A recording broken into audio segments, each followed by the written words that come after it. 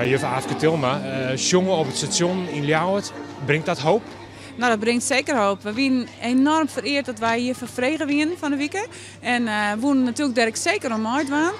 In de klas ben wij altijd een soort bezig met van, net altijd op de agenda van hoop, maar wel praten over dingen waar je hoop van krijgen kunnen. En dat je dat nou hier in Ljouwert tegen horen brengen mooi is fantastisch natuurlijk. Ja, ik vond het wel grappig. Ik vond de Week van de Hoop vind ik wel leuk.